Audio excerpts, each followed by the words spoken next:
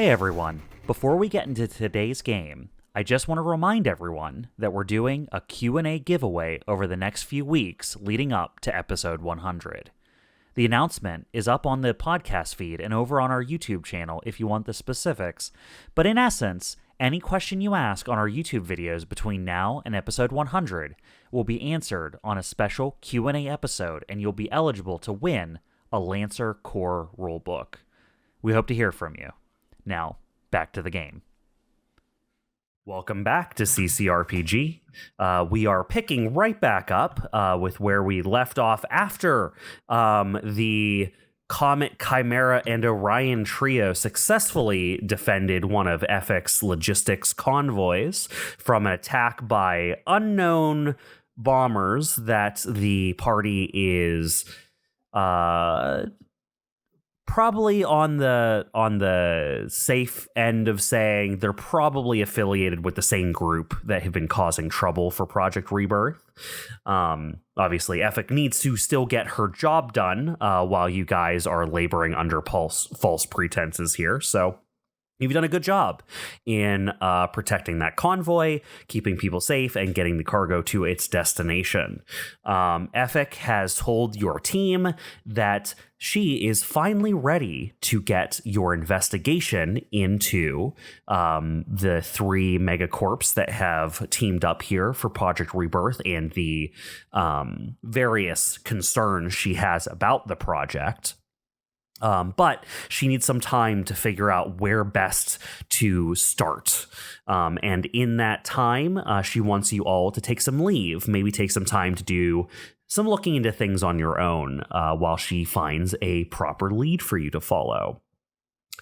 While all of this has been happening, I would like to check back in with our double to triple to quadruple agent, Steve.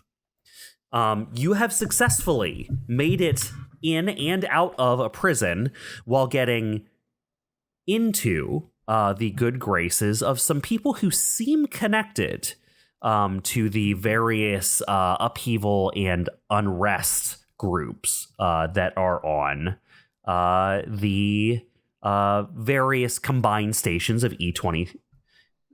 Oh my God, I'm so tired, I forgot the name that I said a million times. E2705, right? That's what Correct. it is? Yep. Yes, E2705. Okay. I can't imagine why you couldn't remember it. I've been very good about remembering it, is why. You have been, Dude, but they're just a series of numbers and letters to me. You could have said anything and I'd have smiled and nodded Right. at you, man. Like, well, that I'm gonna be sounds real. right. Yeah. E675-309. Well, that's part of the controversy here is that's not what some of the locals call this place.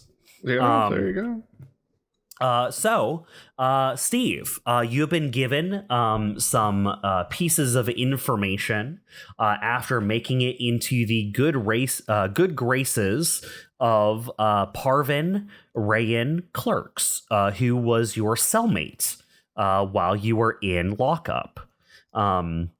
You, after ingratiating yourself to some people that even he was trying to look out for on the inside, he thinks you're a good egg, and decided to pass along some information to you. I assume you want to follow up on that. Yes, I do. I would like to head to the church he told me about. Absolutely. That is where we will start off then. You have found your way into I will call a depressed sector of E2705. This is one of the hundreds of residential modules scattered throughout the station.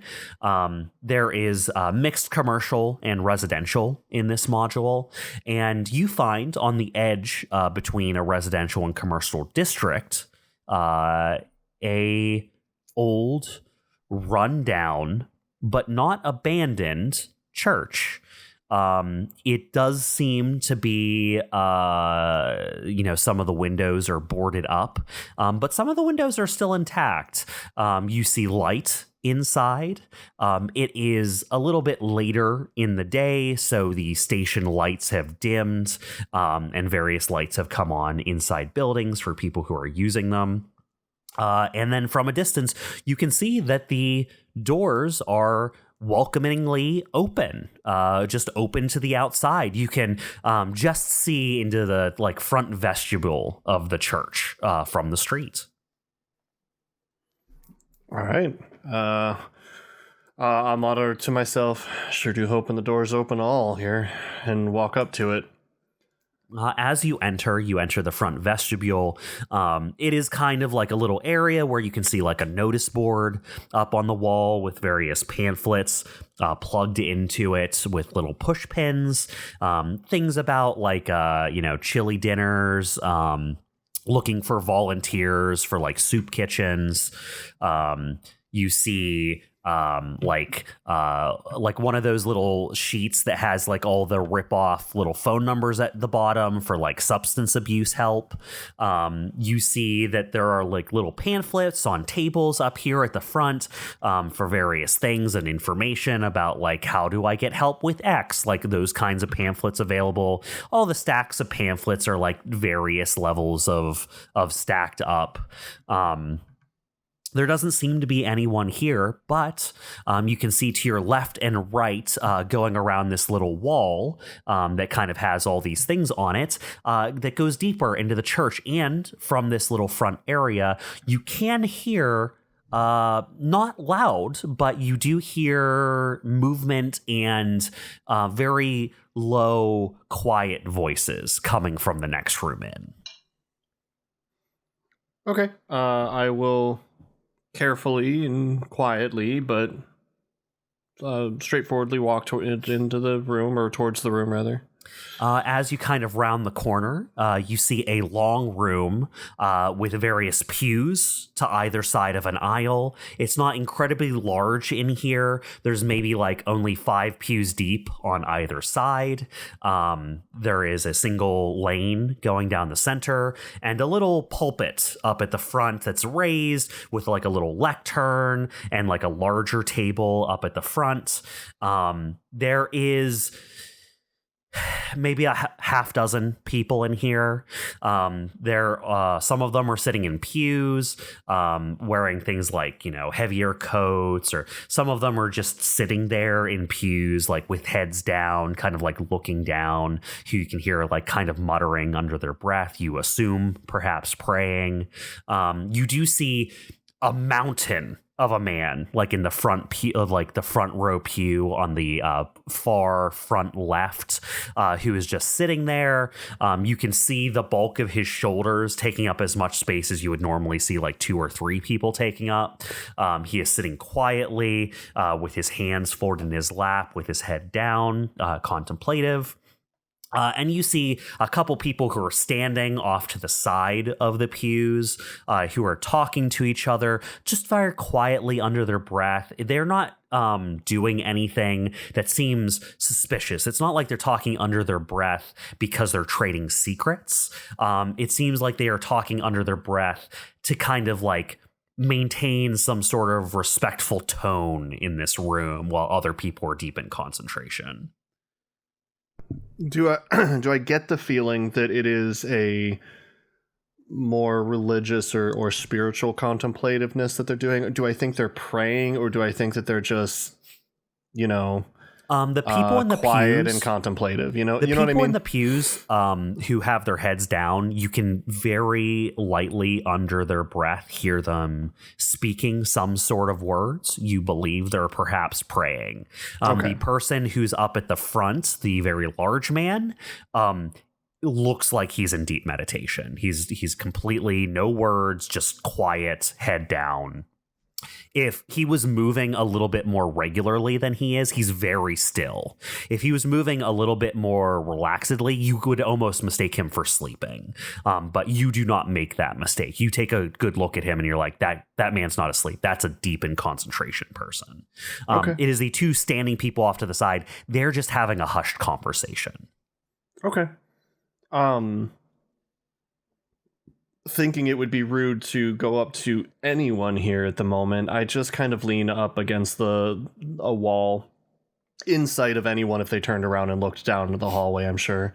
Okay. But just kind of like wait until either the mass is broken, or the two talking people come up to me, or something like that. Okay. For a while, assuming that this is going to be like an hour plus long little praying session they have, but not longer than that. There's no one leading anything right now. It seems like this is like a downtime where just, a couple of people have come in and just started praying to themselves. If you've ever been to a church during off hours, sometimes you might find like old ladies just like saying the rosary to themselves or something like that in various pews or something. So it doesn't seem like any service is being led right now, but there are some people who are like involved in their own stuff. The two talking people definitely mark your presence as you come in. One of them actually like makes eye contact with you and like does the thing where they like you see them seeing you seeing them, and they just kind of like give you like one of those head nods and then turn back to their conversation like, yes, I see you kind of thing, but like is not looking to start a conversation with you, just with like, hey, kind of thing, like a heads up nod. Okay. What are you wearing as you come in here? What is your look right now? Oh gosh. My normal look is probably what I'm in. I assume they let me change into my clothes when I got all your possessions were given back to you when you were released. Right. Like weapons too? Oh yeah. I mean, they're your property. All right. Interesting. I would have like a long, like heavy leather duster on, with well-worn pants and some sort of long sleeve shirt under it. Nothing fancy, nothing grandiose or anything like that. Like very easily, you could look at somebody in a crowd and be like, oh, he's muted dark colors. You probably don't register them, mostly browns and such. Yeah, that does kind of fit in with the vibe of what you see here. There are people in kind of like dusted up like work clothes, just like painters and not exactly like smocks or jumpsuits, but kind of like this is like thrift store clothing that they can afford to get dirty and has the grime and dust of hard work and rips and tears at like joints and things like that. You would recognize like, this guy just has on like a windbreaker that's well worn in and stuff like that. After spending a little bit of time here, some people do start coming and going. It does seem like this place kind of has a bit of an open door policy. You see another person come in and kind of like take a position in one of the pews and just start kind of like, doing a very similar thing where they just start, praying to themselves. But a person comes in who has a little bit more of like,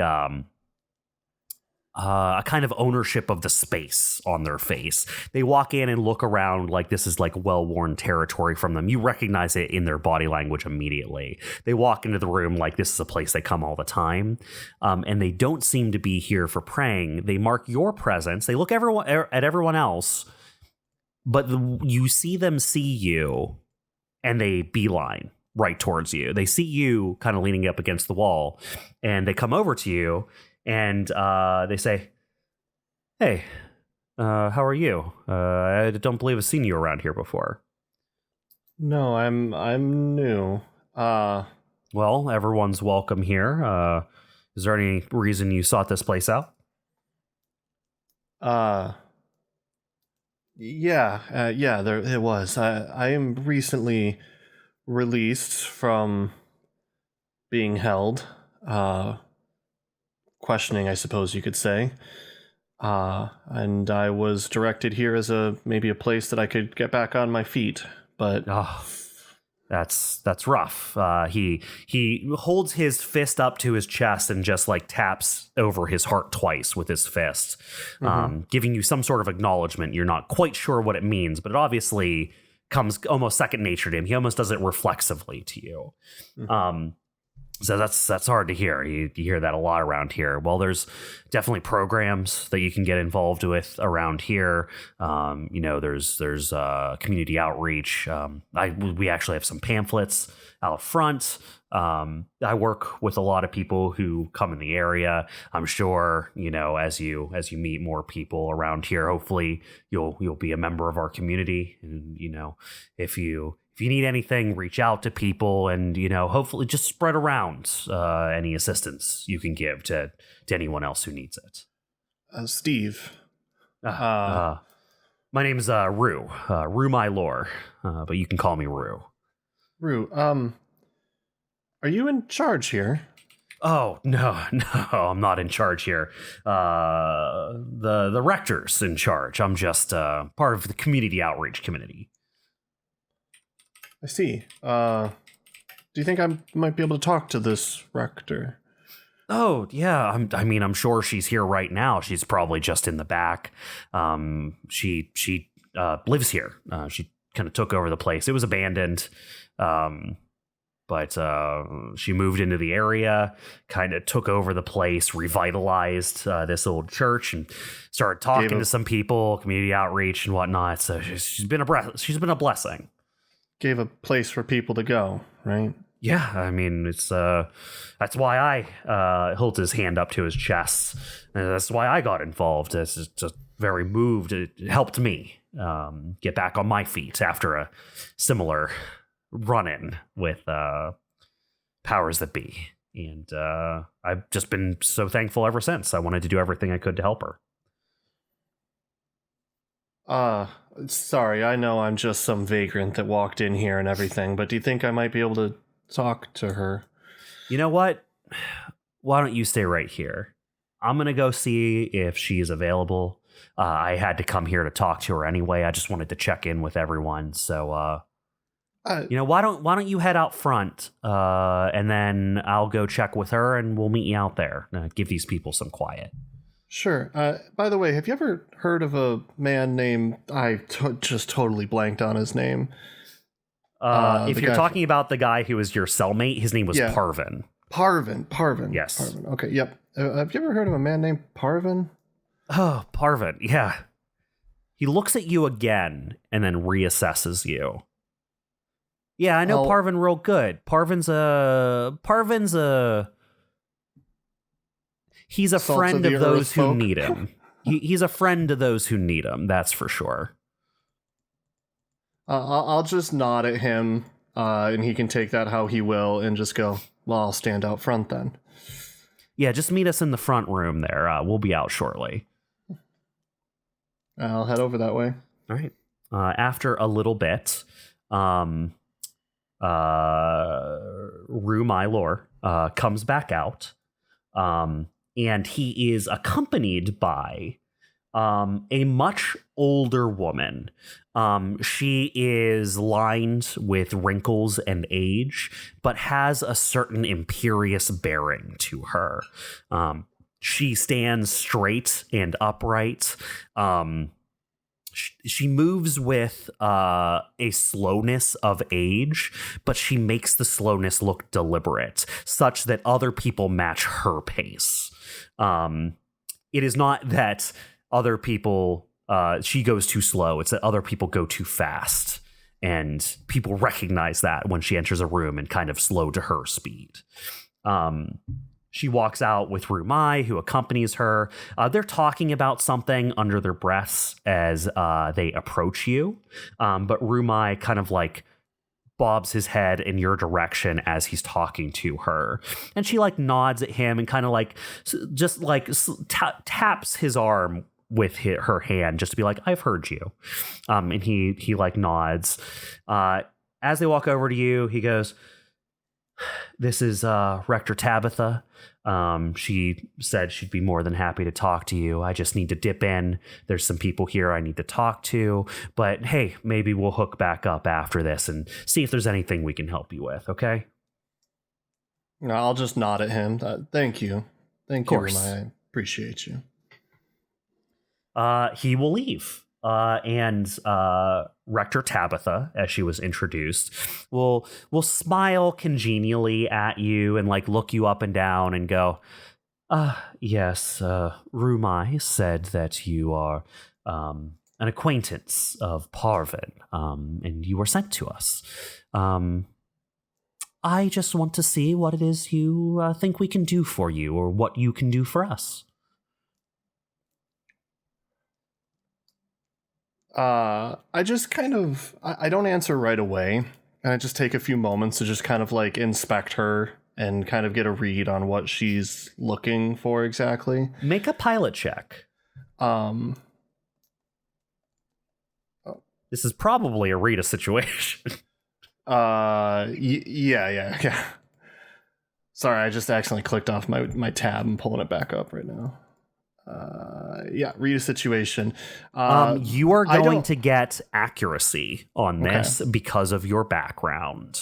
Okay. Not your background as a pilot, your background of other things. I figured. Okay.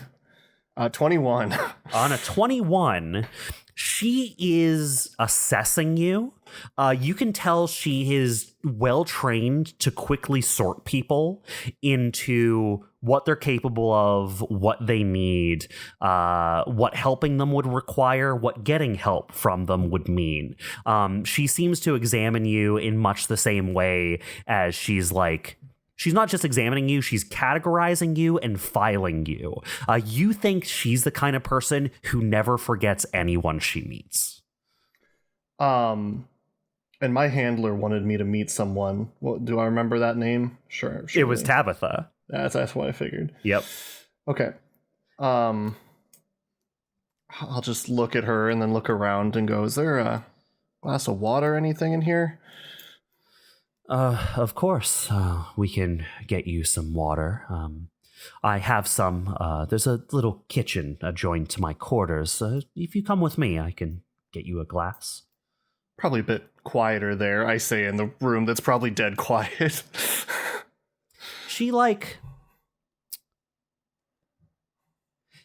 is. I'm gonna give you this as a follow through. I'm gonna continue your role from the Rita situation. In that moment, you think she is sized up whether or not she thinks she can take you out if she needs to. Mm-hmm. As soon as you reference going alone to another place, in that way, you think she just did a threat assessment on you. Sure. She smiles and says, yes, come right with me.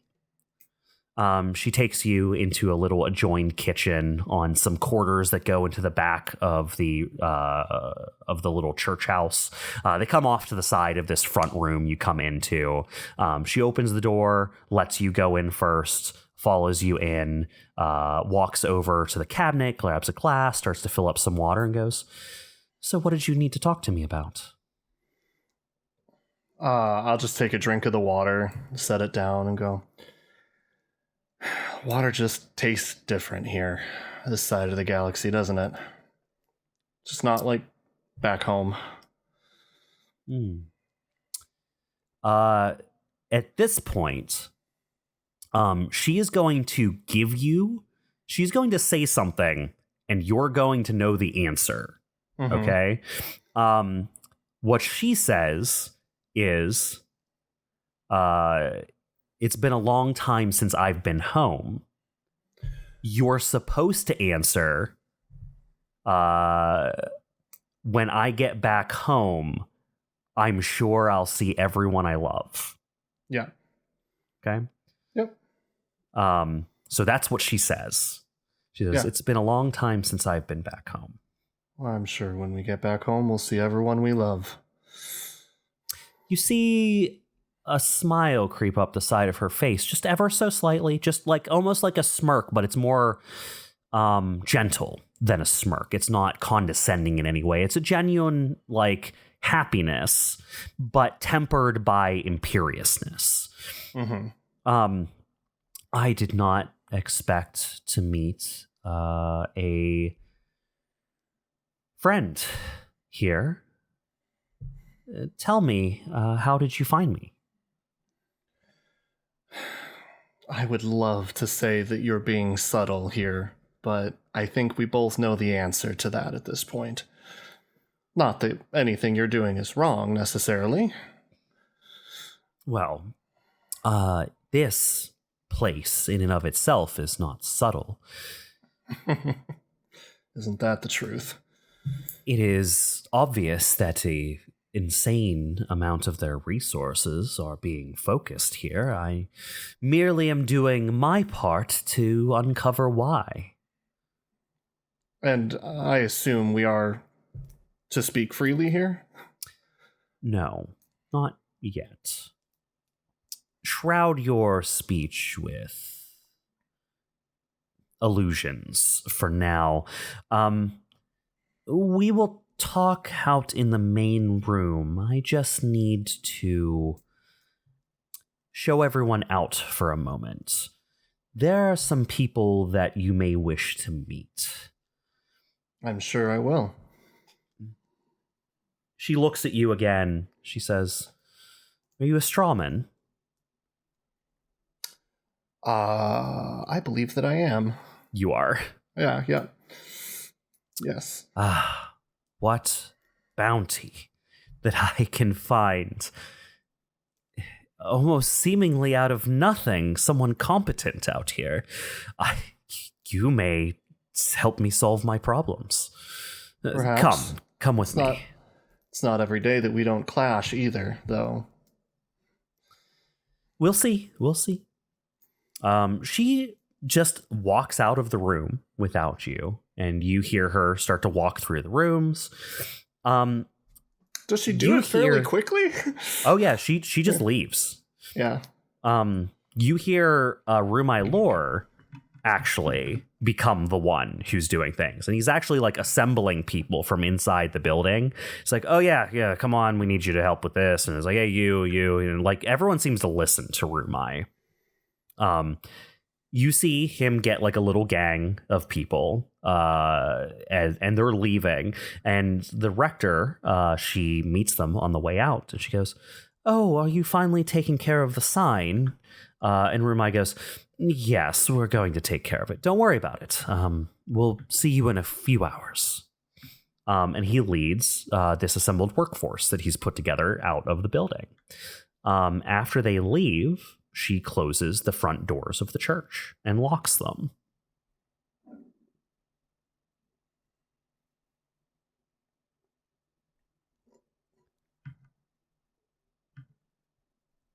She turns back to you. Kind-hearted people, but sometimes not as useful as I'd like.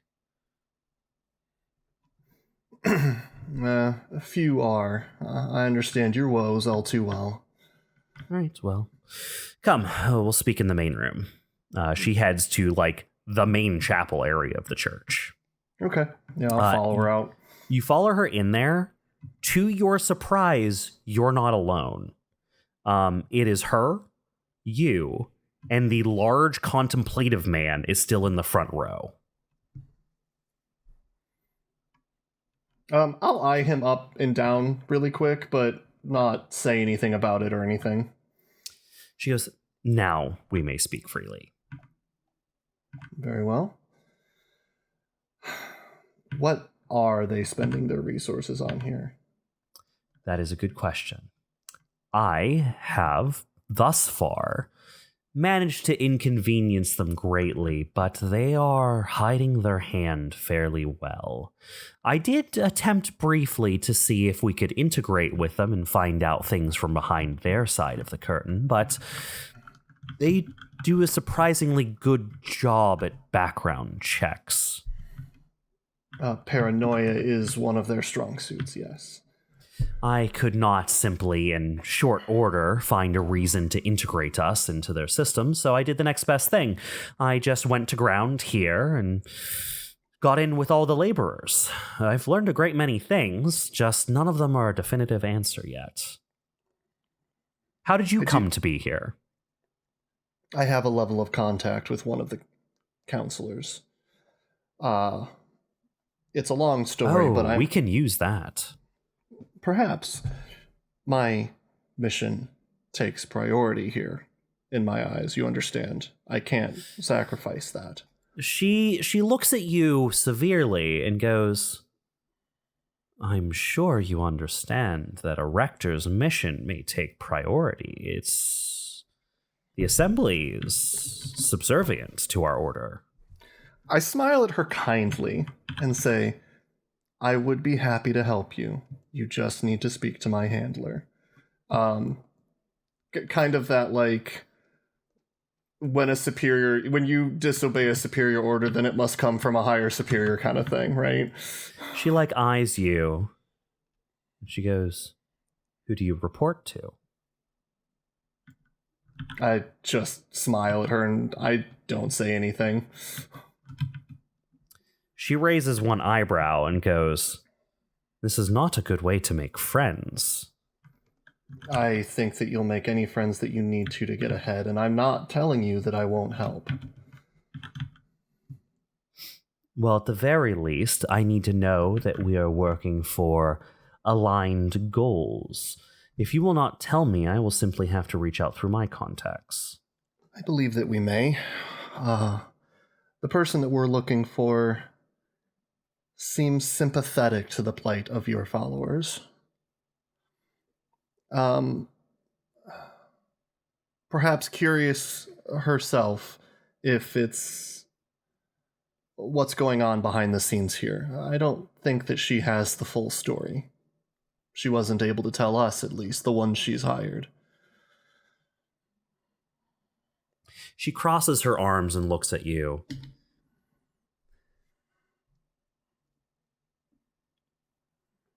What rector gave you these orders?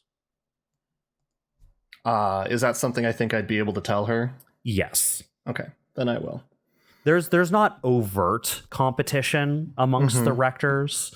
They are 100%, like, they're the embodiment of the mandate, which is the cream rises to the top kind of stuff. It is like, if you're better, you'll keep succeeding and you'll keep rising up the ladder, right? If you're not, then you won't. Like, they are 100%, shit, what's the word for that again? The word's not superiority, but it's, like, related. It's, authority? Why do I always forget this name? Meritocracy. It's a 100. Okay. It's a meritocracy. Like all of the mandate is supposed to be a meritocracy, but specifically their order, like, believes in it religiously. Yeah. So yes. Do you tell her? Yeah, I will. Do you remember? I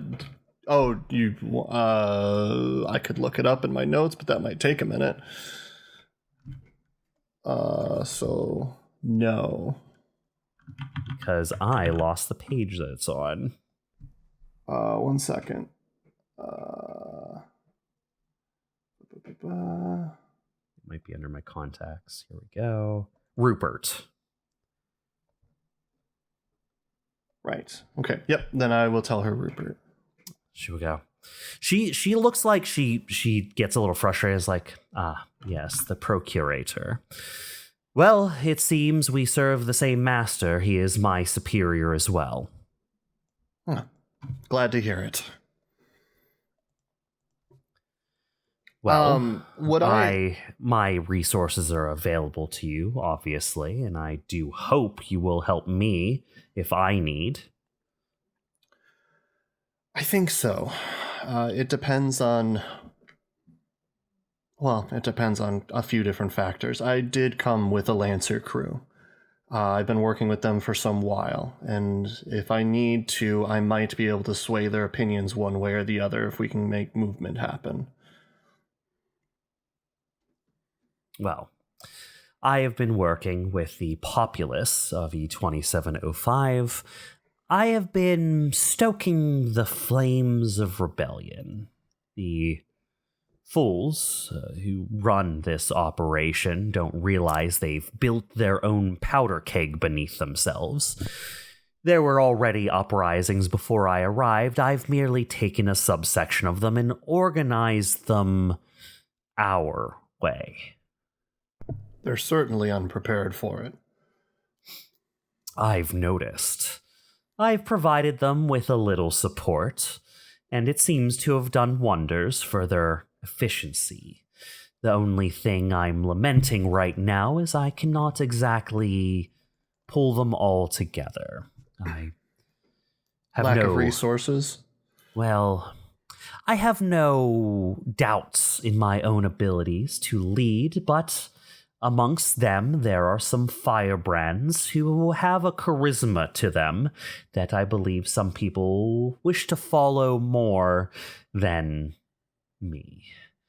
There are some rebels out there who want to do things their way, who believe their causes are more important than the targets I've been selecting.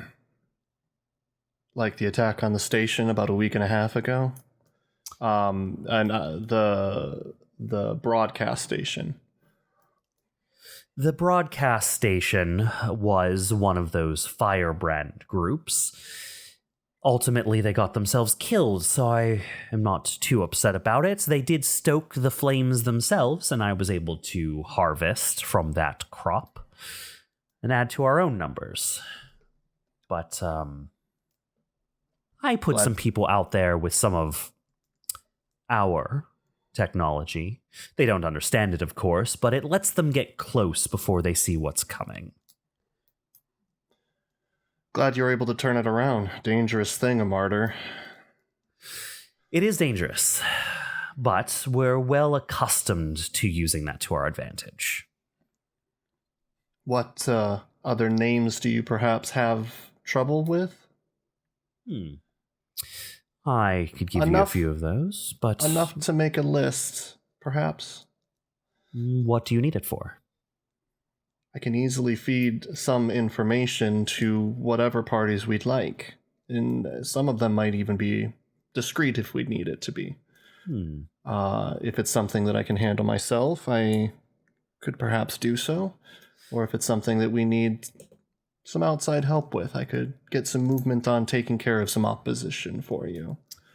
And if, perhaps, you can either be quiet for quite some time, or we can perhaps find a different way to get the information you're looking for, then...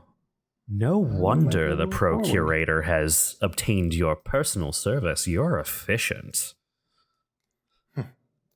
I would like to get back to my wife. Motivation is the key to ascension. Motivation leads us all to rise. Remember, by who wings you ascend. And rise we shall. But we must take care of the thorn in our side now. It is important that we find out what is going on here, and in this we seem aligned. I don't know whatever other goals you have, but I believe in this it is important to get whatever information we can back home. I hope that we are able to cooperate in this effort then. I believe so. These people that you want, if they were taken alive, questioned, tortured, would they become a problem for you? No. Any who don't work with me aren't kept in the loop on what I'm doing. Do you have any from home yourself? A straw man, perhaps? No. I am a mentor. This means something to you. Mm-hmm. A mentor is a rector who has been assigned to the advancement and enrichment of a particular person. This is usually assigned to noble families. Yeah. Or this is often what rectors who are literally mentors, the title means what it means, to a paladin. Mm-hmm. Yeah. When she says that, yes. I'm going to turn my head and look over at the large man. And then back at her. As you look back, she smiles and nods. Very well.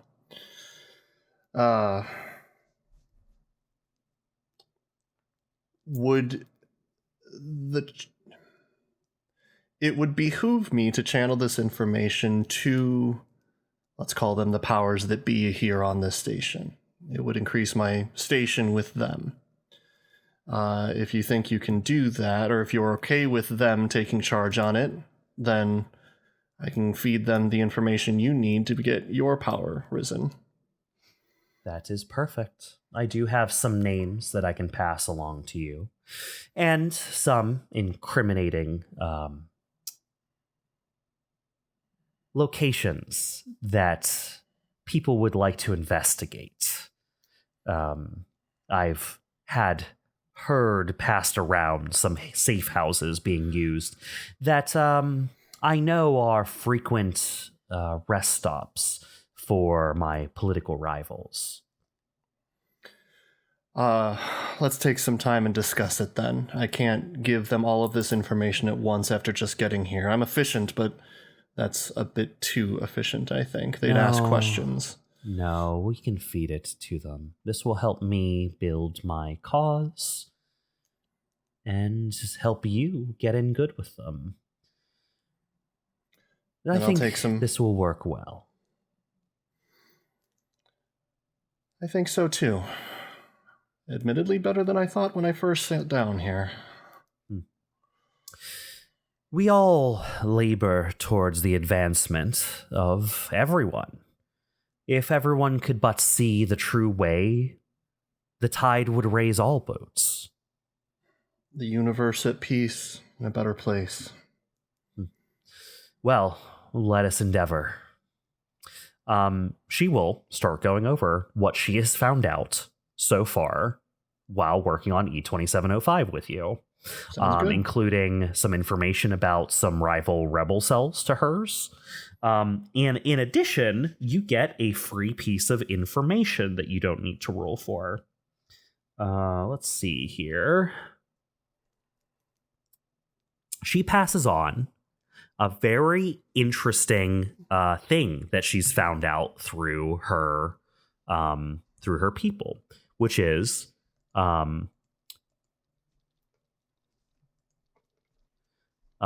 many factory workers have no idea what they are building. It is fast, demanding work where they only see tiny pieces of components being put together with no idea of what those components are being used to build, that are being shipped off-site to be assembled somewhere else. Is there a follow-up to that? Is there any kind of, like, any at all description of these components or these parts?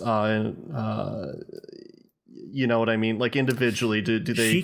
She can get you some of those, but they're all going to be, like, secondhand accounts of, like, oh, yeah, you know, I was able to score a job in a factory for a few weeks. They had me making these, like, flanges, and I was just working on flanges every hour of every day for, like, 50 days, you know? And it's like... they'll describe it to you. Like, she can put you together with a person who can describe it vaguely for you. But it sounds like what you have learned is the factories here are being very opaque at what is being produced at the factories. Everyone is making small components, and they are being shipped off somewhere else to be assembled into whatever they're being used for. You're not able to find a single instance of anyone who's worked at any factory who's at work assembling these things. You don't know where they're going, but they're not being assembled anywhere in any of the factories around here that you can figure out. Okay. Sounds good. That makes sense then. From there, I will... I assume that takes a couple days, and yes. Over the course of a few days, I'll give them, like, whoever is, like, most annoying to Tabitha first, pretty quickly, after, like, a day or two, and then space it out greatly or over the course of a few days. This is going to be a question for you then. Mm-hmm. You find out that there is a new up-and-comer who is lighting the fire of rebellion amongst some people in a residential area a few blocks over. You find out that they are kind of new to the scene, and were involved in things before, but something recently has happened that has lit a fire under their butt, and they're really taking to the streets and recruiting people right now. Tabitha wants this person gone before they can become a legitimate threat. You notice the name. It is Zippo Edge, one of the rebels that you were imprisoned with. Do you hand over this name? Oh, from the guy in prison? Yeah, Zippo Edge was the hothead troublemaker that you worked with a little bit in prison. Oh, yeah, totally. Okay, absolutely. In a few days, word gets around the community of a raid that took place. Oh, man, it's really lucky they didn't come around here. It was only a few residential blocks over. Did you hear they got Zippo? That must mean they're onto something. Yeah. Man, they're probably not going to take it easy on him. I hear this is his second time in as many months.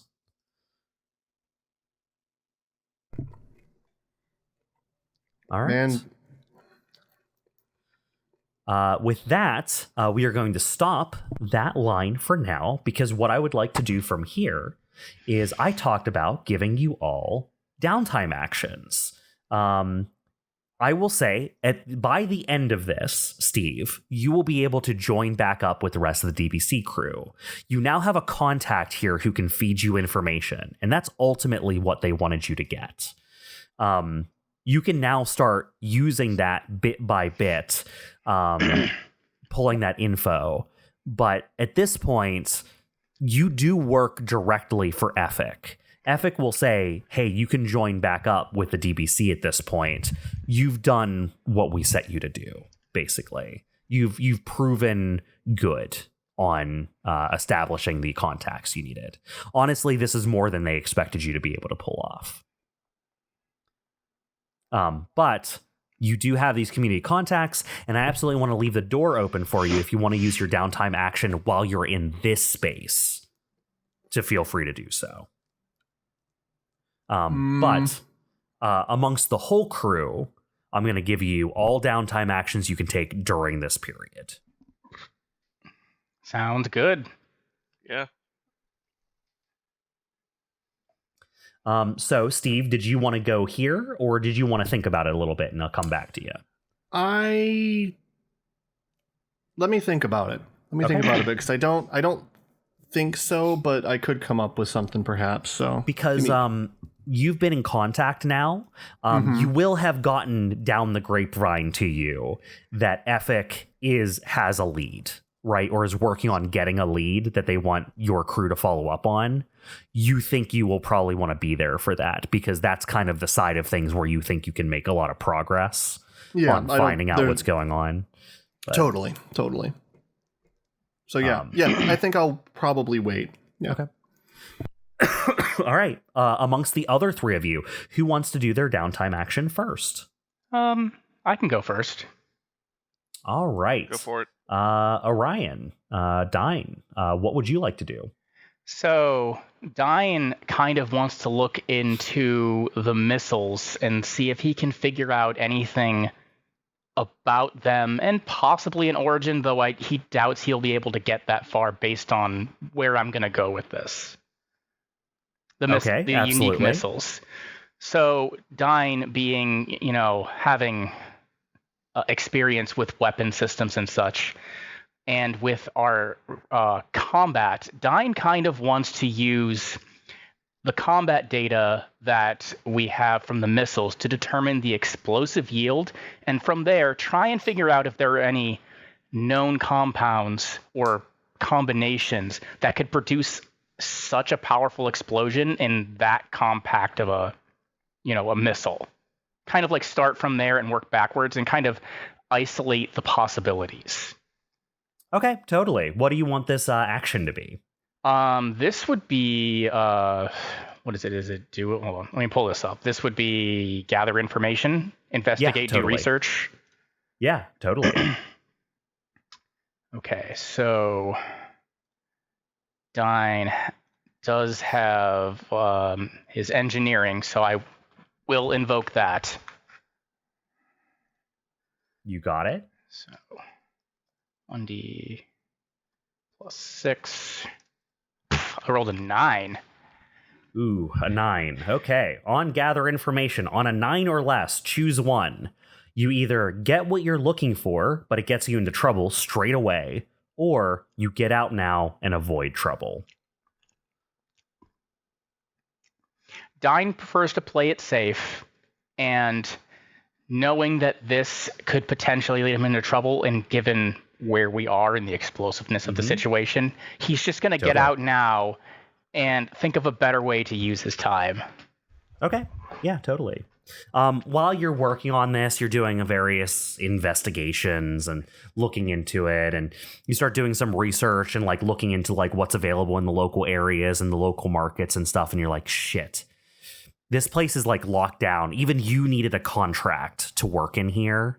You realize all the vendors in this area need contracts in order to work with Project Rebirth as well. And you're like, it is too well monitored for me to be making these inquiries. Unless I find another way in, I can like put this idea that's a good idea on the back burner. But if I had to follow up on it now, I'm gonna get made. Yeah. Mm-hmm. While you're doing this, you get a message. Okay. I will check the message. Okay. Dyne, you get a message from Sam. Mm-hmm. It reads, Dyne, looks like you were able to get in good with Project Rebirth, which is good, because that was the goal. I needed someone in on there.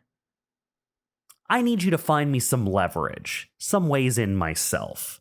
I got a lot of bodies to place, a lot of jobs to fill, and a lot of people I need to disappear. Get back to me as soon as possible. You owe me. Signed, Sam. Okay.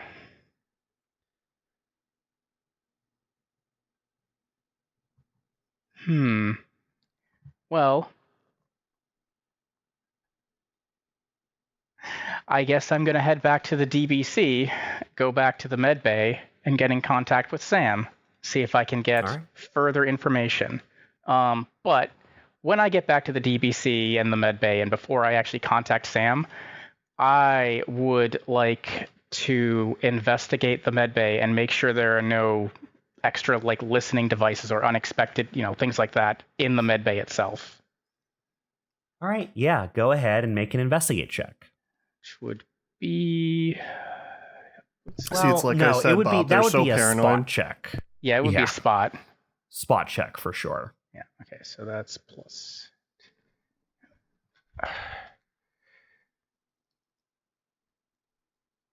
22.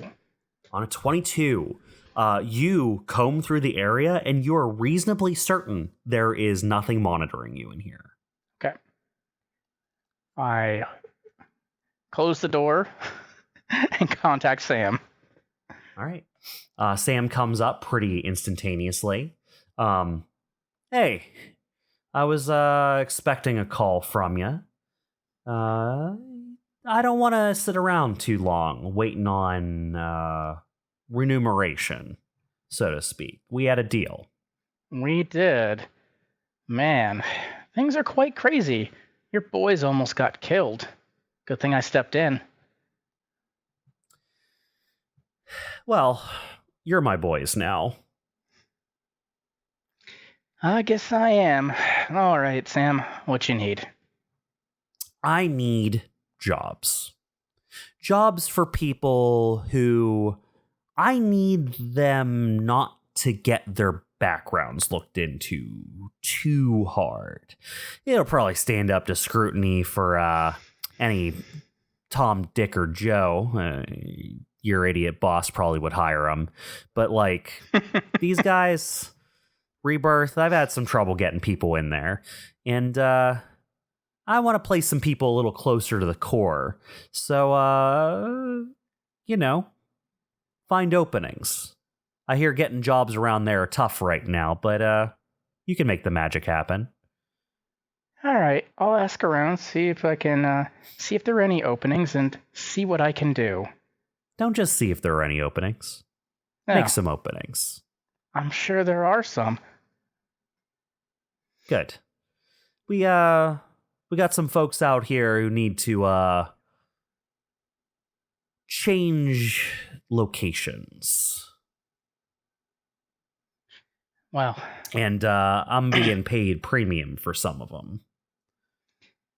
don't worry, I'll figure it out. Just as long as don't get bombarded and ambushed again. Well. Well, I trust you to do your job, Hunter. Get on out there. Well, one more thing, Sam. I need you to do me a favor. Don't worry, I'll pay you up front for this. So, won't be any He raises one eyebrow. He's like, remunerations needed. I need you to get me in contact with Jason. really? Let me ask you a quick question. Sure. Is Sam aware of the truth of the matter, or does he only see what people on the outside have seen? Here's from my point of view, Sam was not made aware, but he's smart enough to know something is going on. Whether he chooses to use that or not is a different matter. Okay, yeah, that makes sense to me. He'll go, really? Yeah, I had heard down the grapevine that you weren't on good terms anymore. We aren't, but that's why I'm going through you. You see, Jason probably wouldn't take my call, but if I go through you, he'll know that I'm coming as a customer. And you know Jason, if there's money involved, he'll consider it. One of the few people I'd say always gets the good side of the deal. Oh, yeah. He's the devil you want to be on your side. And I kind of like fold my hands and kind of look at Sam and I go, Sam, it feels like there's someone standing in my blind spot with a gun to the back of my head. I don't know who. I don't know why. But I'd rather make a deal with the devil that I know than deal with this shit right here. I was gonna say, if you're willing to come to him as a client after what I heard, you must be desperate. I'll set it up. You don't have to worry about that. Just work on what I asked you for, too. No problem. I'll look into it. All right. Don't hold your breath. I've been talking to Jason relatively recently. He's had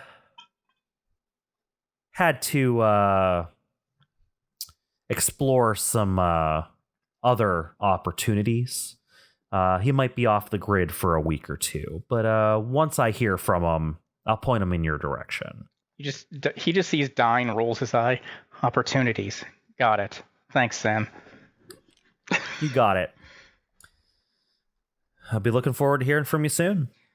No problem. And I'll cut the call. All right. So let me write that down. Sam to contact Jason.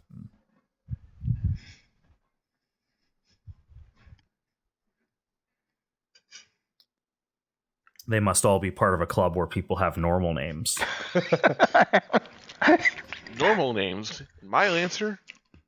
The Outer Rim is the only place where they have normal names. I'm sorry. Yeah. All right. Who wants to take their downtime next? I could go. All right. Astro Xander. All right. So what I was thinking is kind of similar to what Dyne was just trying to do, just going about it from a different angle. So Astro's really interested in this tech that the bombers were using, those missiles. They look very alien and strange. And so he wants to figure out who's supplying them.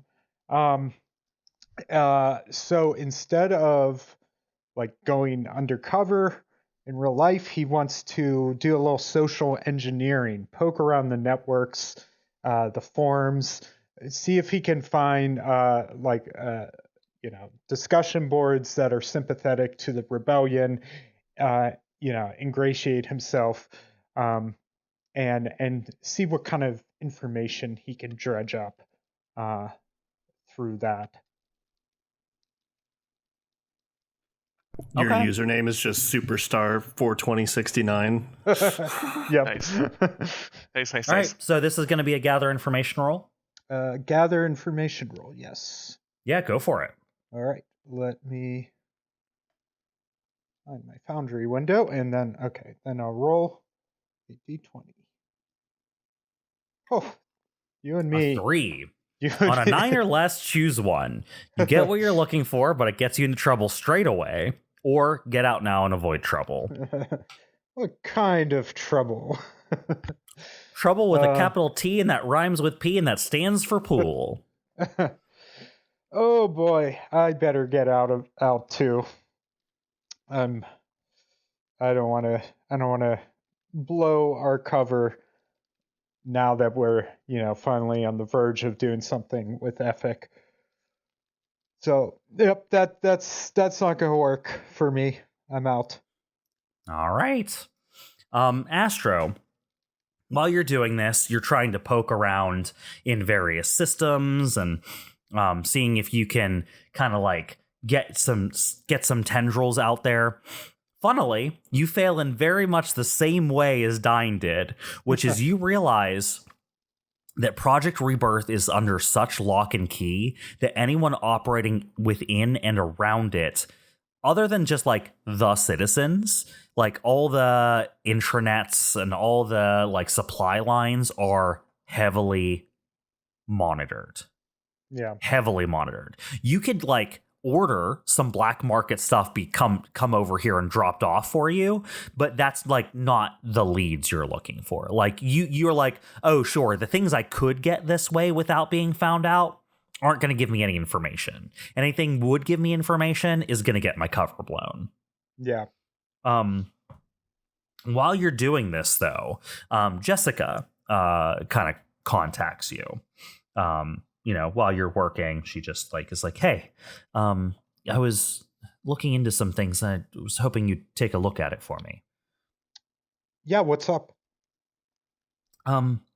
So I was kind of just searching around. I heard some things, some rumors running around, and we've been working with Ethic for a little bit, so I thought I'd look into her. I know you all trust her implicitly, as she comes highly recommended. I'm just a little suspicious, I guess, after some things that I've heard bandied about. Her reputation is not pristine,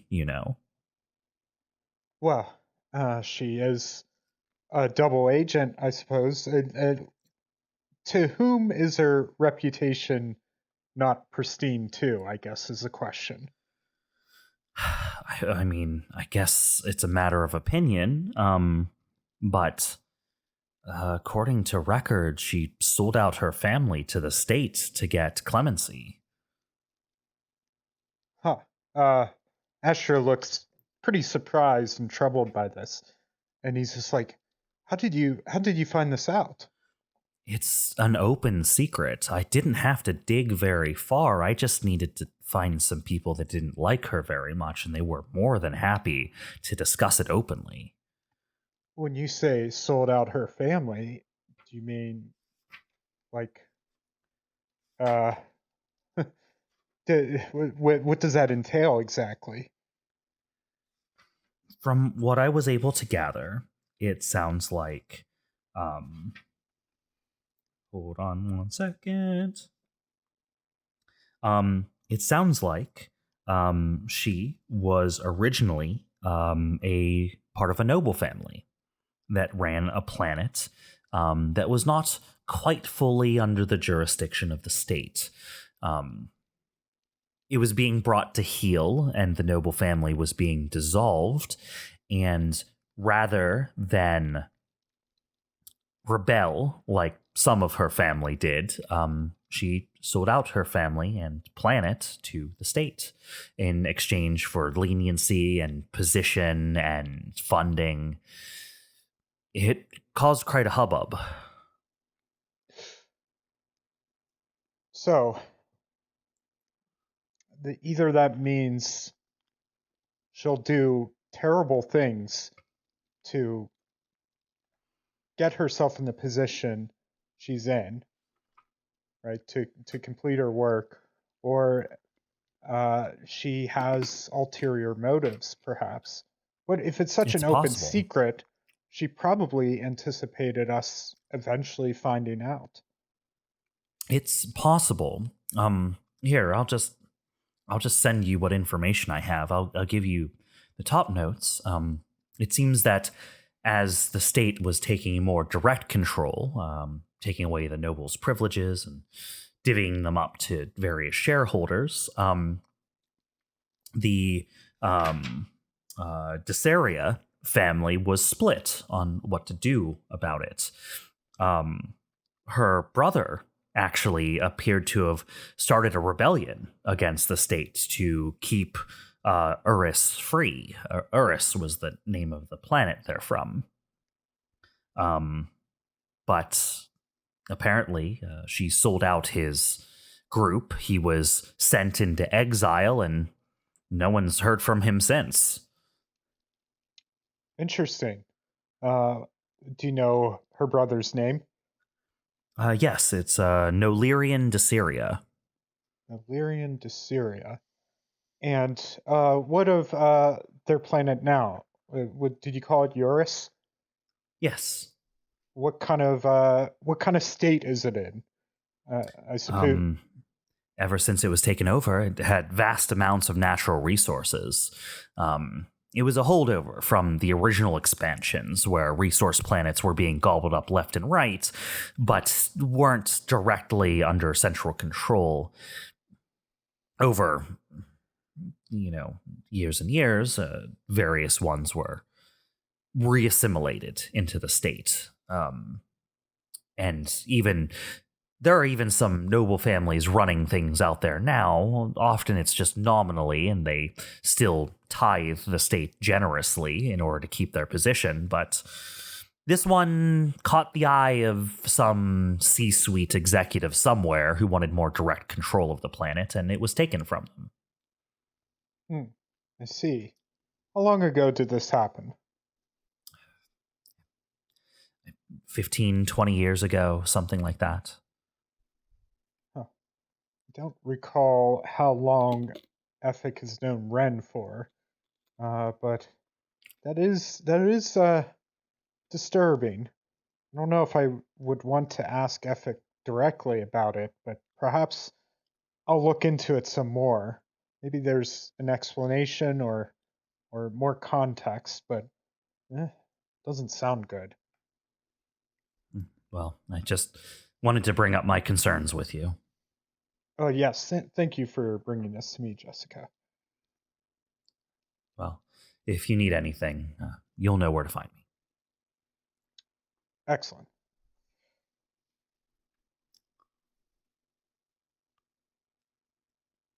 All right. Anything else, Todd?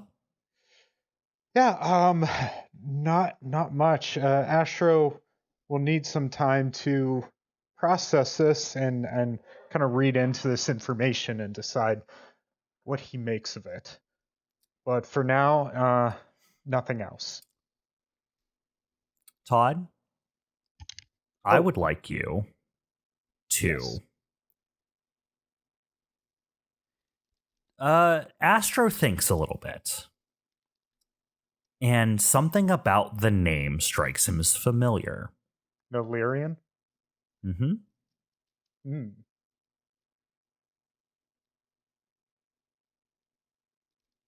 I know that name.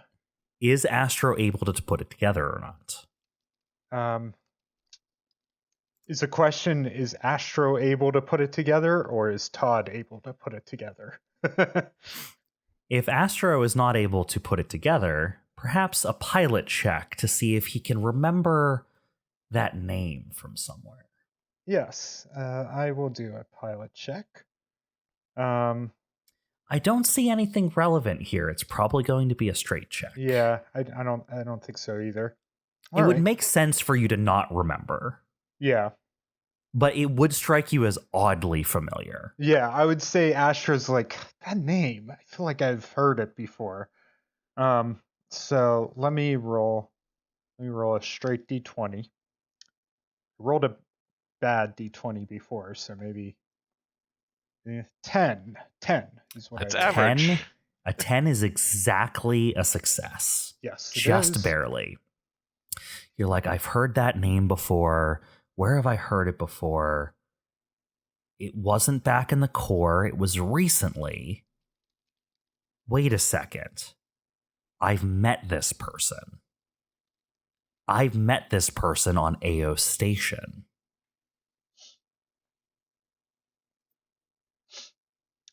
What did I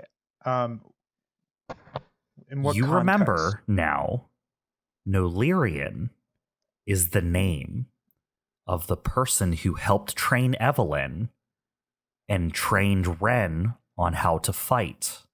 Oh shit. I remembered as soon as you said AO Station, and I'm like, oh my god. Oh shit. Oh yeah. I totally forgot. Astro smacks his head. He's like, that's it. And then he kind of thinks to himself and he's like, wait, no, Lyrian knows Ren. Things get curiouser and curiouser. All right. And with that, I'm going to see what Evelene wants to do with her downtime. Give me one sec. Okay. I was looking up how to spell Nolarian in my notes because spelling is difficult. Yeah, so I don't. Would you like to also fail at gathering information, Evelene? Yes, I would actually. So here's the angle I was approaching, and I'm slightly concerned that it's going to retread common ground. Of course, Evelene doesn't know this, so it's I have to play the character. I was thinking that Evelene was going to do some scouting around to, under the pretense of building new equipment for the mechs, she was going to see what the other workers knew about what manufacturing resources were available, and use that as sort of a pretense to figure out okay, what's going on, what's being built, what do people know, just how casual conversation. Yeah, take it from that this isn't related to the missiles, so yeah, you're good. This is refreshing. Let's go ahead and try a new information check. Evelene is also making missiles. No, no. Okay, so I was thinking this could be a gather information, of course. I would use word on the street to boost the roll. Yeah, word on the street makes sense. Yeah. All right, let's see if I can do better than everyone else. 17. Hey. That is a 17. On a 17, on a 10 to 19, you find what you're looking for, but choose one. Either you leave clear evidence that you were rummaging, or you have to dispatch someone or implicate someone innocent to avoid detection. See, I'm not entirely sure how to do that second part, and it's not like Evelyn's being secret about her work. It'd be really... I feel like it'd be more suspicious if she was being secret. She's like, yeah, I'm making a weapon to help defend you guys, but don't tell anyone about it. I feel like it makes the most sense to be the first option. All right. You leave clear evidence that you were rummaging, but you do get the information, and you get some significant information. You learn that in terms of manufacturing, things have been different since Project Rebirth has started, as most of the manufacturing capacity for E2705 has been turned towards different ends. you have heard that basically work practices are at the very limit for what's legal. And LIT is actually stepping in to augment anyone who requires reconstruction or assistance for any work-related injuries, stepping in to augment them at request for a deep discount as long as the augments are work-related. Additionally, you find out that although activity has increased with Project Rebirth, there are less jobs for anything above menial labor. Menial labor is all being conducted here at various factories, but everything else is being like any supervisory work, anyone who's further up the ladder who would know anything about what's actually being made in the area is only being run by people who are being brought in by the corporations from the outside. They're only hiring locally for menial labor. Anything above that, they're bringing in their own people from their own corporation from outside to work on it. So the lack of information you find is the information you find. Something weird is going on with what Project Rebirth is creating, where they've gone through great pains to obscure what's even being produced. You would have expected coming into this, oh, they're making things to help with terraforming projects, or, oh, they're helping to make things that'll help, like, cycle planet atmosphere things, right? That's what Project Rebirth is supposed to be about. You've seen the commercials like umpteen billion times for all the trams you've read now. It doesn't You stop. know what Project Rebirth is supposed to be about. Nothing about what's being manufactured here seems to say that. And in fact, if you try to find out what's being made in Project Rebirth, you're actively given less information about it. And then one final thing you will find out is that there is a rumor. Because you did this as a word on the street, you pick up a rumor as part of your success. And that rumor is people are saying that some augmented workers who took LIT augments are disappearing. Interesting. That is what you get, Chimera.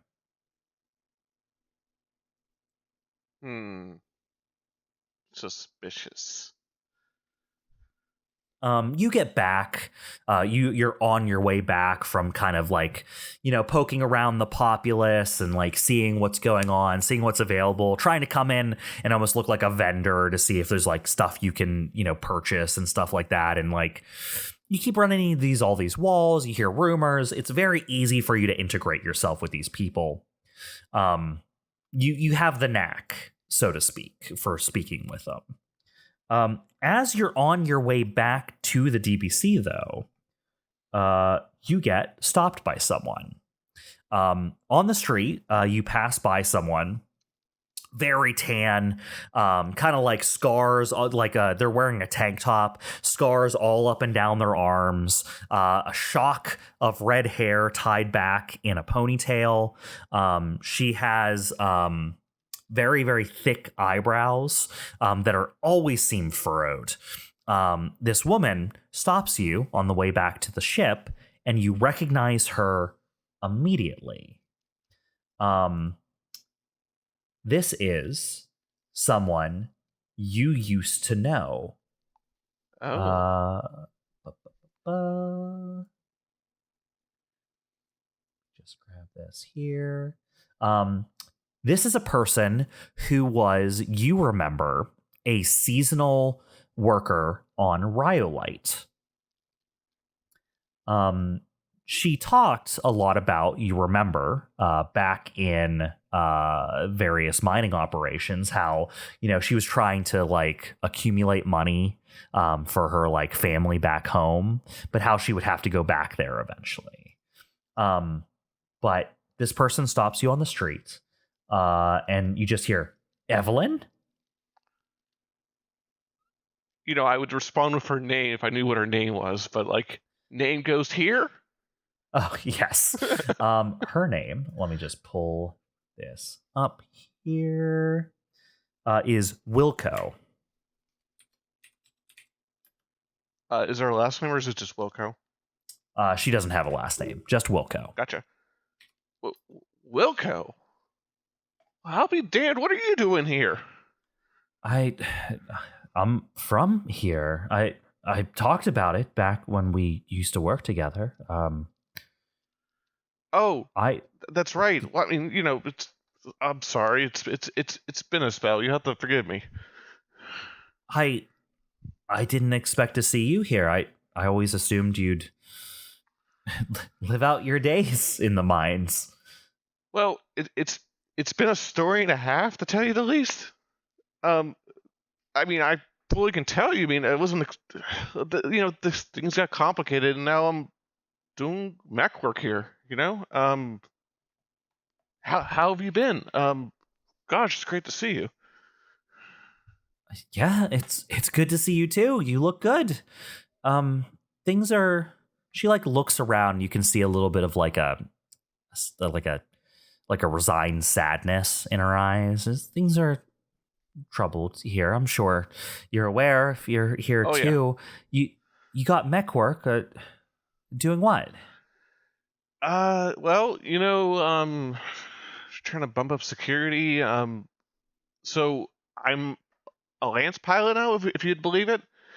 And she looks at you in disbelief. I mean, I'm still working with drills. I'm not that far off. That's crazy. I never took you for the fighting type. Neither did I. I think as you put it, I mean, I there was a point where I was realizing, I was going to live and die on Rhyolite. And, this, so someone approached me with an opportunity, and I just said, fuck it. I want to, life is short. I might as well see how it goes. If I don't like it, I can just go back. Oh, well, what does Emmett think about that? I'm sure he can't be happy you're putting yourself at risk. Emmett understands that I've got to live my own life, and I, we're not together anymore. I didn't mean to. I didn't know. Oh God, you're really out of the loop. We should. Yeah, I mean, are you doing anything now? I mean, I can get you caught up, but I mean, yeah, we're not. We split up a while ago. It must have been right after I left. Insert X number of years. I don't know time. I'm sorry to hear that. I mean, it was mutual. I mean, it was out of convenience to begin with, and it was mutual. Like, I mean, any divorce is going to be like that. But I mean, it's okay. You don't have to get into it. But I'd love to catch up. I'd actually just heard from some people back on Rhyolite recently. Yeah. I keep in touch with a few of the old shit shufflers from back in the mine. They were talking, and just the other day we were talking about things. I can't believe they didn't tell me you had moved. Those jackasses, maybe they weren't expecting me to last long. Maybe they expected you to come home. But yeah, they were just telling me about how, things have slowed down at the mine a little bit, and they were talking about some sort of mentor outreach program that was happening over there now. It didn't make a lot of sense to me, but let's talk for a while. Yeah, I will point at the nearest available bar and say, why don't we go over there? Yeah. And you are able to spend some time together. She gets you caught up as much as she's aware. Wilco does sound like she keeps in contact with some of the old crew members from back on Rhyolite. You are able to determine left very shortly before you and Emmett split up. So, that's probably one of the last things she would have remembered about you before she left. She tells you about, all the updates she got. It sounds like things on Rhyolite, like the mines have started to dry up on Rhyolite a little bit. And the money's not coming in as much. In fact, she was just asked by some people on Rhyolite, like, if she knows of any other jobs, and she had to regrettably tell him things are worse at E2705 than they are out there. So maybe look elsewhere, basically. But yeah, it looks like jobs are being cut. Layoffs are happening. And she heard something about, like, someone set up like a school there that's like doing job training to like get people trained on how to do jobs that aren't mining so that they can go do other jobs somewhere else. It sounded like a weird program that Wilco doesn't quite understand, but it seems to be like some Good Samaritan group set it up or something like that. Interesting. Okay. But yeah, you're able to drink for a while. She laments some of the problems on E2705. She's been here for years now. Yeah. Kind of like she works at a factory job. She has a decent factory job where, she's just on assembly line duty. She says it's, boring enough that almost makes her jealous of people who go to the dentist, But it gets her a paycheck, and that means she's one of the, most fortunate people in the station because she actually gets regularly paid. Yeah, a job's a job. You take what you can get. Yeah, exactly.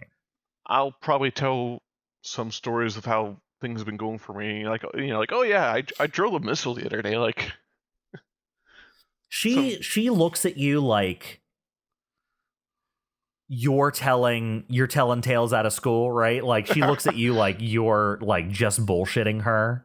And she puts you to task for it, right? She like really like makes you like get into details about it. She's like, there's no fucking way. It's like, that's insane. Like you have to probably explain it to her like 3 different ways before she believes you aren't just flat out lying to her. Yeah, I mean, on a couple of these things. I will list the specs of the drill, which I have written down somewhere, but I'm too lazy to look up and say like, no, I use the whatever Model X drill, and then with the lasers that come out of it, and it's late for me, so my bullshitting is weaker than usual. Penetrating the drill surface and yada yada yada. But yeah, you were able to spend a companionable amount of time. Mm-hmm. She gives you her contact information if you want to get back in contact with her. She lives here on E2705. She, lets you know where to get a hold of her if you want to, meet up again sometime. Great. Yeah, I absolutely. I will definitely hit you up. All right. And then she says goodbye. Goodbye. All right. And with that,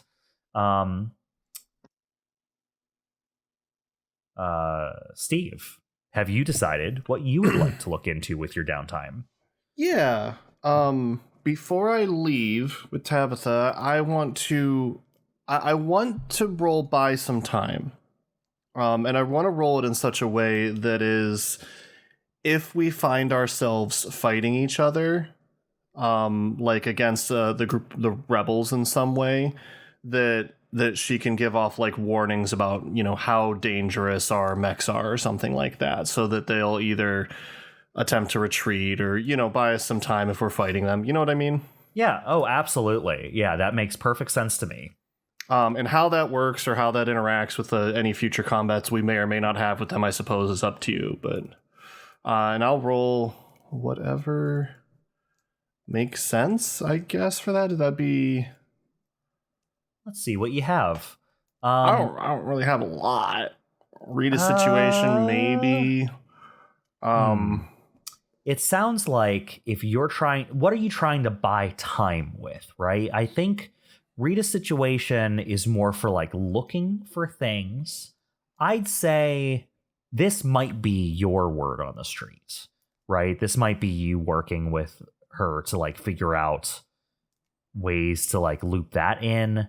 Okay. If not that, I could see it even being like assault, like in a social context. Yeah. You're like, listen, I'm not bullshitting you. Like, the group I'm working with is way more competent than you would expect. Like, you know, And there's no reason to hide it. I would have told yeah. her what happened with the space platform too, right? Totally. Yeah. And you can like, so I could totally see that being you using your assault information. You know what I mean? I think word on the street works fine. Word on the street. Yeah. Let's do that. Because it's kind of like spreading gossip as much as getting. I like it. Any accuracy or difficulty? Not on this. All right. 17. Okay. On a 10 through 19, you buy enough time, but the situation becomes precarious or desperate. Next time you get this result for the same situation, treat it as a 9 or less. The way this translates is, listen, these people are really passionate about what they're doing. I was able to divert it into something productive for us, but I can't guarantee it won't burn us if we don't treat it properly. What I will say is, you are going to get some reserves for this that you'll be able to use if the situation makes sense for it. But what this will mean is, in the future, if you need her to do something with the rebels for you, it might be more difficult to get it done. Okay. So let's figure out what reserves you get for this. I think this is going to be...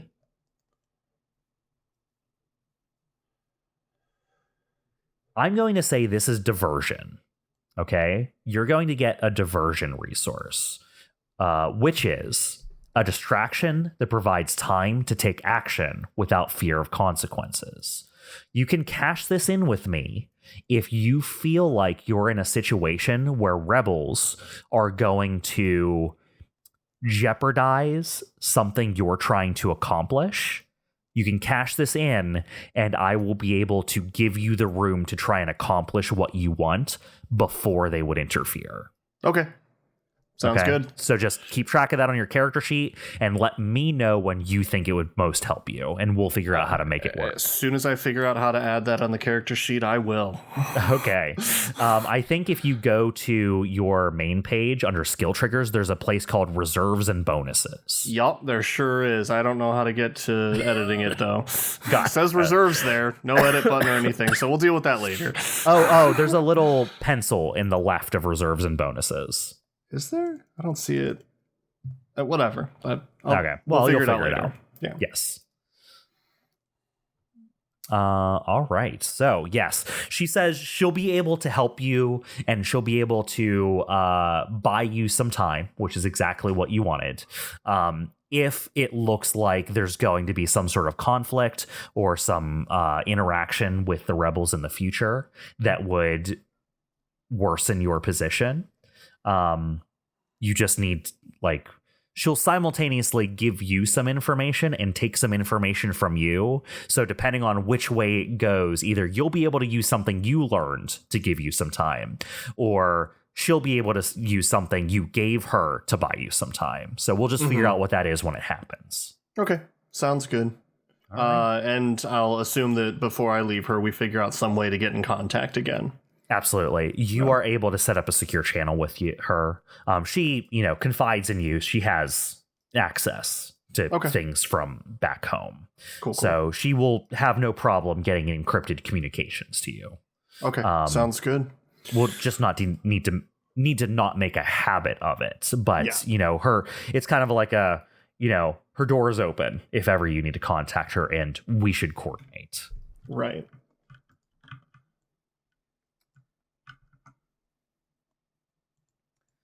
All right. Well, do you head back to the DBC?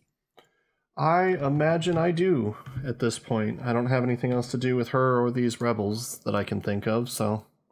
All right. And with that, you head back to the DBC. Do you announce your arrival before showing up, or do you just walk into the ship one day? I don't know that I'd have like a great access to it, announce it, so I'd probably just show up. Right. The first person you come across then is Curry, who is just doing some stuff in the hangar bay when he sees you walk in, and he goes, "Hey, Steve." Hey, Curry. What do you think? And I'll hold like my arms out and spin around in my baggy clothes. Well, you certainly didn't improve your style. I lost about maybe a full kilo. Well, I am sure Jessica will help you fix that. Prison food isn't the same as hers, I'll tell you what. How have things been on the ship? Yeah, things have been fine. DBC hasn't been in much danger recently, but I think the others have been a little haggard from the various missions they've been on. We're actually just getting off some leave here. Way I hear it is we're starting to look into, actually getting down to real business here. So we're just waiting on the go-ahead from Ethic. But I'm sure Astro will want to tell you all about it. Not too dangerous until I get back, huh? That sounds about right. Hey, well, I'm sure they'll appreciate you having their back. Yeah. It's nice to see you, Curry. Hey, you too. I kept the Tweety Bird all nice and tuned up for you. Shouldn't have any problems with her. Sounds good. I can't wait to get back in that seat, actually. Yeah. I know Evelene didn't want it to stay unmaintained, so, just been helping out here or there. You ever driven a Lance before? I've never driven a mech before, but I was in the shit sometimes. You don't. I don't want to get into it. It's all right. I used to work with a team of giant killers, but old war stories. We'll talk about it some other time. Yeah, sorry, I didn't mean for that to get deep. You feel claustrophobic if you're not, able to get to it if you need to after a while. Yeah, I get it. All right. Good to have you back. Yeah. Is Jess here? I assume so. She never really leaves. All right, and I'll walk in then. You head up into the ship. Where do you go? I'm not sure of the ship's layout. I don't know if I need to go through mess first to get to quarters or whatnot, but I'd probably just head towards my quarters. Right. You get back to your quarters. It's a big ship. You just happen to not run into anyone on your way there. You don't know this, but everyone's doing their downtime actions when you get back. Everyone's investigating or word on the streeting and stuff Everyone's like that. Failing their downtime actions. or getting drunk. You throw your stuff down. You're able to get a change of clothes and whatnot. I Jessica get cleaned isn't up here. And all that. So you're not sure where she is, but Jessica's not in the room. What do you do? I get cleaned up, take a shower and all that, and then just get kind of settled in for a little bit and wait for her to get back and start taking a nap. I'm just relaxing after staying in prison for a week or 10 days or however long it was, and then sleeping on probably a pew or some shit for the last however many days too. So do you just fall asleep in the quarters? Okay. Yeah, he just passes out. You wake up to someone hitting you. As you are... Come on, you weren't going anywhere. I'm tired. How dare you get back and not tell me? Oh, you should have seen the pew I was sleeping on. I don't care if you were sleeping on a legitimate stone. Where the hell have you been? Oh, who cares? I'm here now, and I pull her down in, hug her. She cannot resist and hugs you back immediately. Oh my God, it's been so long. I just kind of give her a look and then say, "Is the room clean?" She looks around. Yeah, nothing's changed. All right. And I just start telling her everything that happened. Like every little gritty detail. She listens intently. Goes, well, that's what the procurator told us to expect. She wanted to pull you into her schemes, but it seems like you're peers in a way. I'm glad we can work with her, at least. It sounds like she's efficient at getting her job done. She'll turn on us in a second if it'll help her get her job done. But she'll also help us in a second if it means the same. Mm-hmm. I mean, I know because I'd do the same thing to her. Well, if it helps both of us, then we have no reason not to cooperate. Yeah. This feels a little bit more complicated if she's a mentor with her prodigy here. Did you get a sense of whoever her mentee is? You know, they all seem a bit different in their own way, to be sure.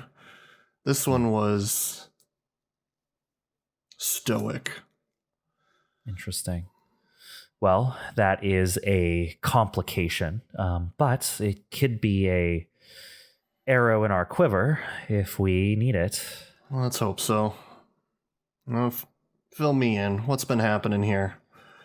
And she starts filling you in on the various things she's learned. You hear about the jobs they've been running, about the missile, the missile debacle that she learned about secondhand after the crew got back from doing that defense mission.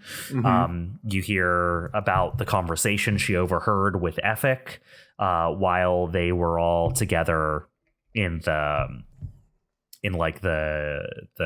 bridge talking to Ethic. And she tells you about the concerns she raised with Astro and about the things she found out about Ethic and Nolarian's connection to each other. And remind me quickly, because late brain, like all of us, what exactly was the connection between the Nolarians? Their brother and sister, their family she Nolarian Dysaria and Ethic Dysaria are brother and sister. They both come from the same noble family from the planet of Urus.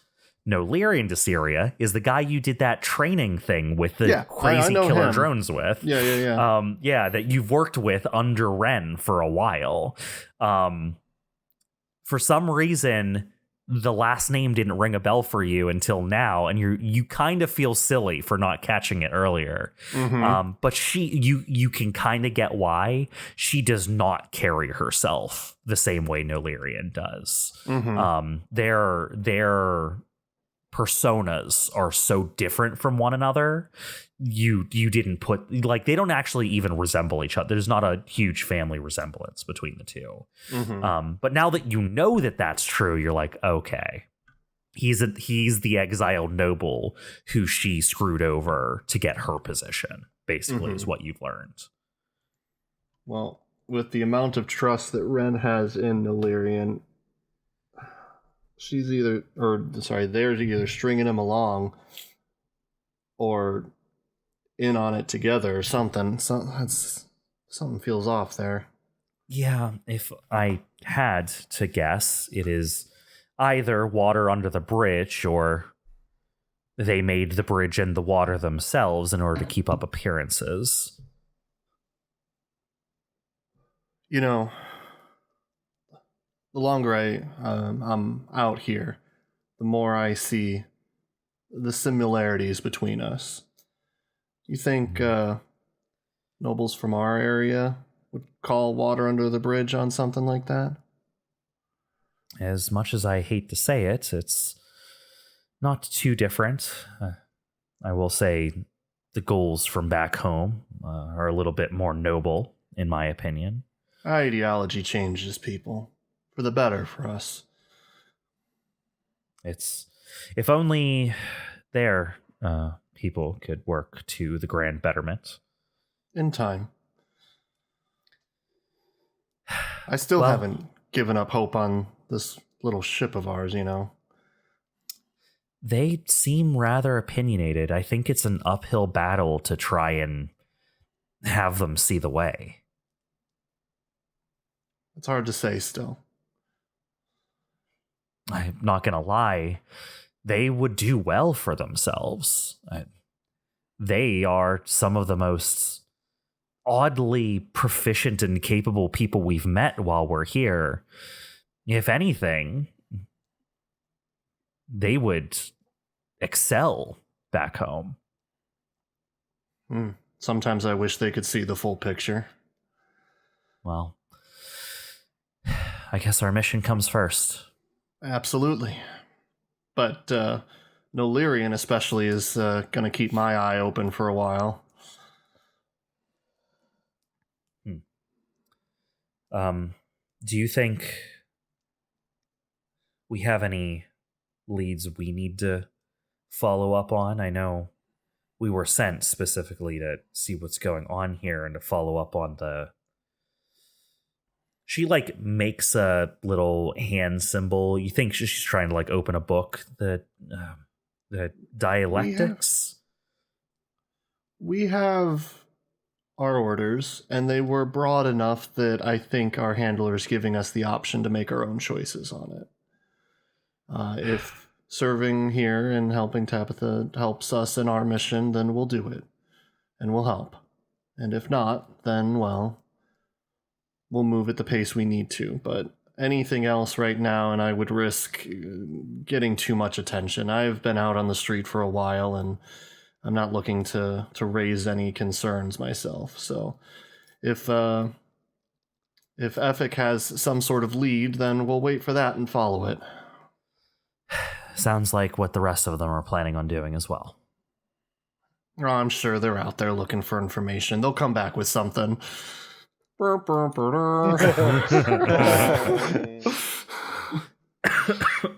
And eventually, the rest of you do reassemble.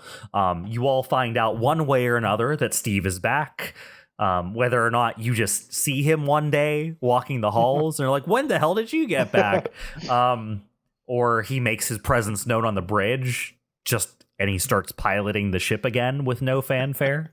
But yeah, you're all together again and can convene and discuss things with each other again. I will break out a bottle of the good stuff to celebrate. What is the good stuff? Oh. I will never tell. Bud Light. It's good. Classic. I mean, it's space Bud Light, so it might actually be really good. The good stuff. She knocks on a random wall panel, pulls out tuna. Space Bud Light. Spud Light. I thought of this.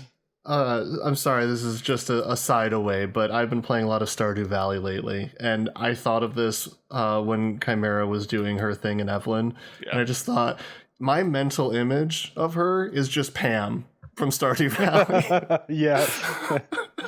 Pam Stardew Valley. She's yeah, I could see it. A little bit. She's I don't want to say town drunk. I think you could say town drunk. That's fair. But anyways. Yeah. She's the bus driver. Yeah. That too. Great thing for the town drunk to also be the bus driver. Wait, there's a bus. There are a few times I gifted her alcohol right before I rode the bus. Oh, yeah. And Gotta get them hearts up. Yeah, it's a little concerning, but Wait, the game has a bus? Yeah. I've never played. Okay. Have you not played Stardew Valley? I have not. Oh my goodness. Wow. Don't worry, listeners. We will collectively shun him once this recording ends. Shun! No! Now's a good time with 1.6 out, so anyway.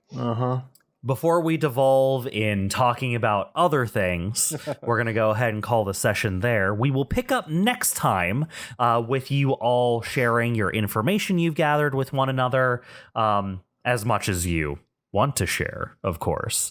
And then we will pick up with when Ethic gets back to you all and what leads she was able to find and wants you to look into. And then truly, the second half of this operation can commence. I'm excited. Nice. All right. Well, we will see you next time. Bye-bye. Bye. Bye. Bye.